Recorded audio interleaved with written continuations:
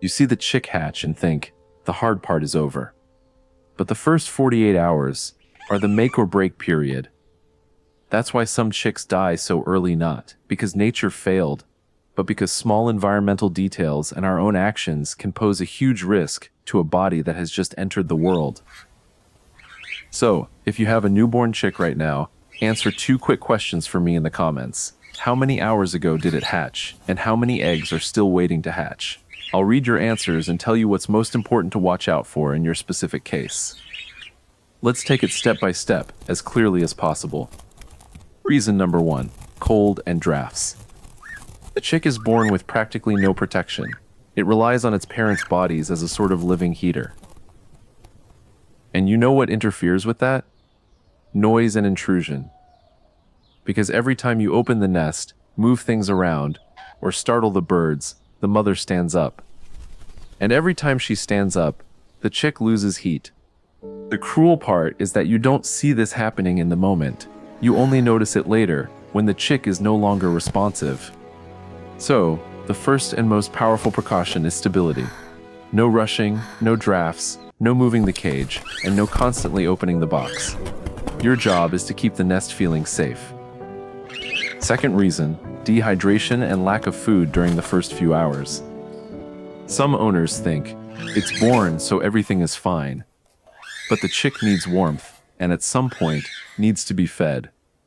If the parents are stressed, they delay feeding. If the environment is chaotic, the female leaves the nest less often to eat and drink. If she eats less, she has less energy and less food to regurgitate. And here's a common mistake, placing food and water far away while thinking that's normal. But with a newborn chick, parents need to make quick trips in and out. The more accessible you make the food and water, the greater the chance they'll maintain a good routine without abandoning the warmth of the nest. Third reason, a dirty nest and incorrect humidity levels. I know you feel the urge to clean it up. You want to tidy up the eggshells, but cleaning at the wrong time feels like an intrusion. An intrusion leads to stress. Ideally, you shouldn't interfere right now. Eggshells in the nest aren't your enemy at this stage. Stress is. And yes, there comes a point when hygiene matters a great deal, but that isn't during the first few hours, when the priority is keeping the chick warm, stable, and fed. Fourth reason, inexperienced parents or conflict between the pair. Some parents are great, others get confused. And sometimes, the problem isn't malice, it's a lack of coordination. Some males get in the female's way, some females won't let the male enter, there might be squabbling at the nest entrance, and every dispute means time spent away from the warmth. If you notice constant fighting, chasing, or stress regarding nest access, you need to take it seriously.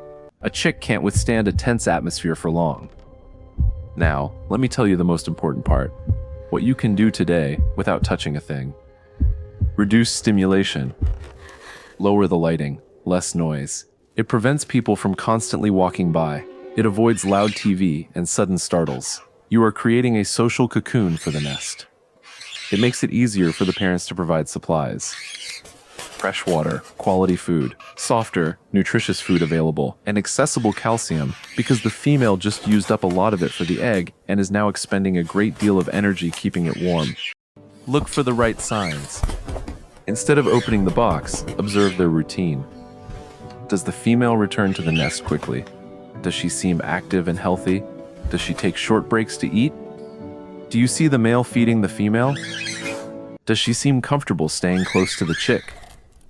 And there's one sign many people want to see, but doesn't always appear right away. The chick being fed. Sometimes it takes a while. You shouldn't conclude that she isn't feeding it just because you haven't seen it happen. The mother might feed the chick inside the nest in a matter of seconds, and you could miss it. That's why the best indicator is the parent's behavior. If they are calm and the nest is stable, the chances of success are much higher. Now, when should you really be worried? If the female seems too weak, breathing strangely, with a pulsating or drooping tail, or unresponsive, that's an emergency. You need an avian vet. If the parents abandon the nest for long, repeated periods during the first few hours, leaving the chick exposed to the cold, that's a serious warning sign. If you suspect the chick is getting cold, isn't reacting, or seems limp and silent, don't wait. With a newborn chick, time works differently.